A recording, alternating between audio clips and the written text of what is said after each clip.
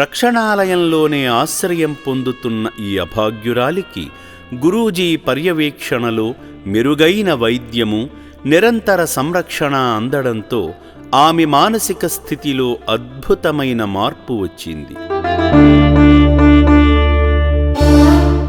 కాలక్రమేణా చికిత్సకు స్పందించిన ఆమె తన గతాన్ని గుర్తు తెచ్చుకొని తన పేరు పోచమ్మ అని, తన వారందరూ మెదక్ జిల్లా నర్సాపూర్లో ఉన్నారని చెప్పడంతో శ్రీ శంకర గురూజీ సంతోషించి ఆమెను సొంతవారికి అప్పగించమని సూచించడంతో డిసెంబర్ 17వ తేదీన ఆమెను నర్సాపూర్ తీసుకువెళ్లారు ఆశ్రమ సిబ్బంది.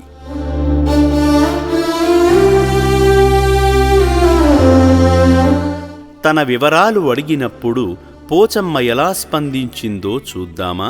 ఏం పేరు నీ పేరు? పోషమ్మ. ఎక్కడ మీ ఊరు? నర్సాపురం. ఇప్పుడు నర్సాపురంకి వచ్చిన ఇల్లు చూపిస్తావా?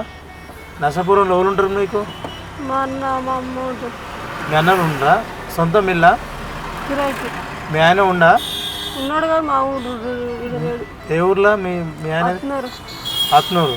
తాను చెప్పిన వివరాల ప్రకారం మెదక్ జిల్లా నర్సాపూర్ గ్రామానికి తీసుకువెళ్లగా ఆ మార్గాన్ని గుర్తుపట్టిన పోచమ్మ సిబ్బందికి దారి చూపిస్తూ తన అన్న ఇంటికి తీసుకువెళ్ళింది.